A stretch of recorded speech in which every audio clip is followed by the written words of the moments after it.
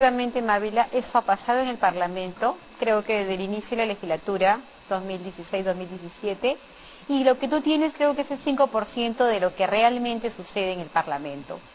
No somos los únicos, hemos sido más bien los últimos, a raíz de Kenji, que de alguna forma trató de tender puentes con el gobierno. Nosotros no tenemos ese tipo de bibliografía como congresistas de la República. No hemos actuado de esa forma con ministros, con personajes claves de los puestos de economía o de algunos otros ministerios.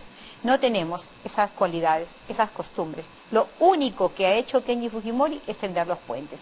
Así vas a encontrar muchísimas sorpresas y yo creo que es momento que se investigue a fondo una auditoría externa para que haya una investigación imparcial y se vea quién ejecutó esas obras, quién y cuáles son los vínculos de esas empresas con estos parlamentarios, porque yo estoy muy segura que habrán muchas sorpresas. ¿Sorpresas en qué sentido? ¿Vínculos entre las empresas y los congresistas que gestionaron estos proyectos? Así ¿O es, los Mávila. alcaldes que los acompañaron en la gestión de estos proyectos? Entre todos van a haber muchas sorpresas. Porque ser... una cosa es aprobar un proyecto en beneficio de una localidad, un proyecto, un colegio, un hospital, una posta, un puente, una carretera que es necesaria. Lo otro es, a partir de esta figura legítima y legal, es presionar al Ejecutivo, extorsionarlo con el tema de yo te apruebo el presupuesto, pero tú me das una partida, y luego elegir a dedo las obras en las que se destina esa partida, y peor aún, si uno tiene, como dijo el congresista Bienvenido Ramírez, que ahí también les cae a ustedes, el alcalde, el gobernador regional y todos los contactos listos para la ejecución de la obra. Eso es lo que tiene que investigarse, porque estoy segura que detrás de eso no solamente están los congresistas y los alcaldes, sino también las empresas constructoras, y que seguramente ha sido la forma de presionar al Ejecutivo para aprobar los proyectos, porque es finalmente el Congreso quien aprueba, y quien tenía mayoría en las comisiones es Fuerza Popular, y en el Congreso también Fuerza Popular. Ahora, yo me pregunto, ¿por qué en las dos legislaturas ha recaído las comisiones precisamente en manos de congresistas de Fuerza Popular? Cuando yo he revisado los antecedentes, en los gobiernos anteriores han sido precisamente por parte del Ejecutivo, ¿no? Perdón, por parte de congresistas del partido de gobierno, y no del partido, en este caso, de minoría. Esto me dice otra fuente a través del teléfono, del WhatsApp, me dice, esto siempre ha sido así, pero dada la abrumadora mayoría de Fuerza Popular, puede que se haya ampliado esa bolsa de dinero que se solicitaba para las obras desde el Congreso, y que no era santa, digamos, esa distribución, no solo porque se priorizaba la de quien era más leal a mí, sino porque además está toda esta historia pendiente de investigación que tiene que ver con los ejecutores de la obra y con el uso adecuado de los recursos, que es la segunda parte. ¿Es cierto que el problema con Kenji empieza a partir de este acercamiento que él tiene con el Ejecutivo? Que además del indulto existía este problema, esta pelea por proyectos que ustedes sintieron que los estaban relegando en cuanto a la ejecución de obras? A ver, no es tanto así. El problema con Kenji Fujimori empieza precisamente el acercamiento que él tiene con la señora Nancy Lange, luego con el presidente de la República, porque su objetivo de él era lograr la libertad de su padre. Luego esto, Kenji empezó a tuitear de manera no constante ni permanente, pero cada actividad que tenía con el presidente de la República, él la tuiteaba.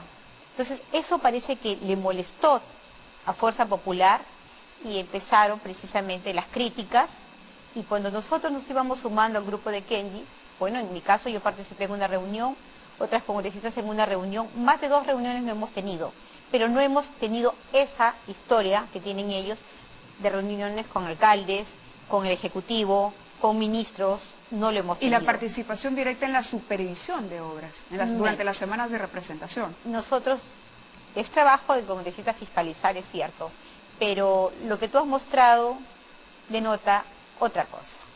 No un trabajo, el interés personalísimo en ejecutar esa obra. El por qué lo va a decir la auditoría, no nosotros. El por qué no sería solamente político. Es decir, no sería únicamente para garantizar un bolsón electoral en las regiones, por lo que entiendo. Pudiera ser parte de eso, pero no lo es todo, Bávila. No lo es todo porque ellos siempre han abusado de la mayoría y en este caso han tenido... ¿Usted tiene indicios, por lo menos, o ha recibido información, aunque sea incondicional, de que hay empresas ejecutoras de obras vinculadas a los congresistas que lograron sacar adelante estos proyectos? Han tenido ya, en anteriores oportunidades, denuncias que vinculan a congresistas de la cúpula de Fuerza Popular con empresas constructoras. No digamos que no lo sabemos, lo sabe creo todo el Perú. Sin embargo, esas denuncias han quedado estancadas ahí en las comisiones de ética, ni siquiera han pasado por ética, menos han tenido una denuncia penal, ni siquiera una investigación preliminar. Ahora es el momento de investigar quién es quién, quiénes son los verdaderos corruptos. ¿Tiene algunos nombres de congresistas de esta cúpula de Fuerza Popular que hayan sido sindicados directamente? Se publicó y se dijo claramente que habían testaferros de congresistas que tenían empresas.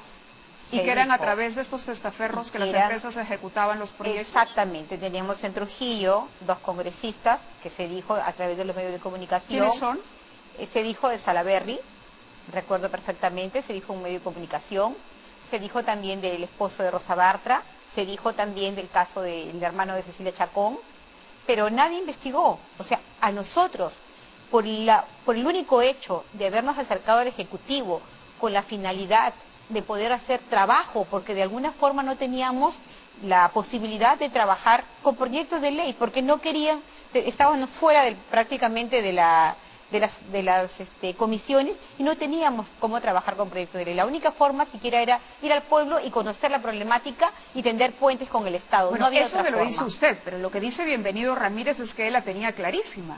Bienvenido Ramírez sí sabía perfectamente cómo funcionaba la cosa, porque además le sugiere a Moisés Mamani en un momento que se consigue el alcalde y hay este otro señor Aragón, que es del Ministerio de Economía y Finanzas, que venía a ser el funcionario puente, el que le saca el cálculo de cuánto podría ganar él por una obra de determinado presupuesto, en porcentajes, eran 5 millones, me parece, o algo así. Ahí quiero separar los hechos. Bienvenido, nosotros ya como grupo político de Kenji Fujimori hemos decidido separar a Bienvenido Ramírez por esa situación irregular de la cual es testigo todo el Perú. Yo lamento muchísimo lo que ha ocurrido, pero sin embargo no hay que confundir. El tema de Aragón es un tema muy distinto que viene de la conversación de él con Mamani. En esa conversación de Bienvenido es Bienvenido con Moisés Mamani, con Ticha y con Figueroa. En la conversación de Kenji solo es Kenji, es el congresista Mamani y el congresista Bocángel. Son reuniones diferentes, en fechas aparte. Yo espero que así como les han pedido el video en su integridad, sin editar, lo presenten para que realmente se conozca cuál fue la intención, qué es lo que pidió Mamani y para que sea comprendido en la investigación también por el delito de cohecho.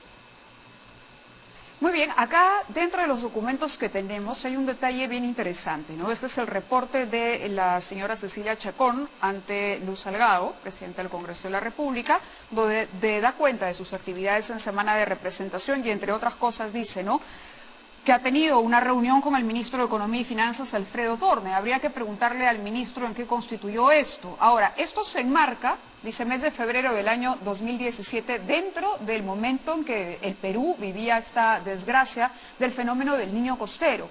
Por eso hemos dicho, no criticamos que haya un trabajo conjunto de las autoridades para atender una emergencia, pero si se usó esa emergencia para otros fines, eso sí es absolutamente cuestionable. Y lo decimos ¿por qué? Porque, perdónenme, pero la reconstrucción, si esto hubiese sido la llave y la solución para la desgracia, no estaría el porcentaje ridículo de ejecución que tiene. Es decir, ya hace rato se habría terminado con la reconstrucción, sin embargo, no fue así. Y en otro párrafo, la congresista Chacón dice, también se realizó una reunión de mucha importancia, con el Contralor General de la República. ¿Saben quién era el Contralor en ese momento? Otro de célebre recordación, Edgar Alarcón, a fin de unir esfuerzos para realizar acciones de fiscalización más efectivas. El Contralor manifestó su satisfacción por este acuerdo inicial y ofreció toda su colaboración en la función de fiscalización y control que pudiera realizar la congresista como la Comisión de Presupuesto. Y para prueba está la reunión en la Contraloría de la República donde se puede ver perfectamente a la congresista Chacón con el contralor Alarcón, que ustedes recordarán por haber grabado al ministro Torne en el contexto del escándalo de Chinchero. Entonces, aquí que nos cuenten la historia completa. ¿Esto es legal? Parece que esa es la justificación o esa es la razón por la que casi siempre el gobierno o el partido de gobierno se reserva comisiones como Economía y Presupuesto. Pero en este caso, con un partido opositor en la mayoría, las cosas se complicaron mucho más. Tengo una versión que quiero preguntarle, porque es simplemente una versión de parte, sobre el monto que en su momento se pidió para el presupuesto de este año.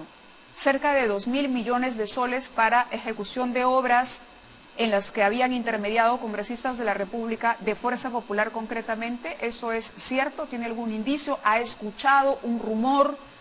Sí, hemos escuchado que efectivamente fueron 2.000 millones. Y cuando la congresista Mercedes Arauz, la premier, les quiso ajustar el caño, ahí vino precisamente el quebrantamiento de las relaciones amicales. ¿Quién pedía esos 2.000 millones? ¿Los congresistas de la Comisión de Presupuesto de Fuerza Popular? No digamos todos, porque hay congresistas honestos. Me refiero a la mayoría de Fuerza Popular que integra la comisión porque tienen mayoría. Pero hay congresistas que son de otros partidos. ¿Cuando era por Cecilia Chacón o por Karina Beteta? Esta última es por Karina Beteta. Karina Beteta. Y eso debería estar plasmado en el presupuesto de la República que se hace público. Ahora, ¿ajustó hasta dónde Mercedes Arauz? No sé exactamente porque no integro la comisión, pero los rumores sobre esos temas son demasiado fuertes. Y eso fue el punto de quiebre, por eso es que Mercedes Arauz jamás la dejaron a ella, que siquiera tenga un solo día de trabajo tranquila como debería ser. No es solamente, Mávila, lo que tú señalas. Lo que yo me quedo sorprendida es cómo tienen el descaro de cuestionarnos a nosotros por un viaje a una ciudad determinada para fiscalizar en compañía del presidente de la República o para tomar en cuenta la problemática, cuando ellos tienen un sinnúmero de visitas y acercamientos con los ministros.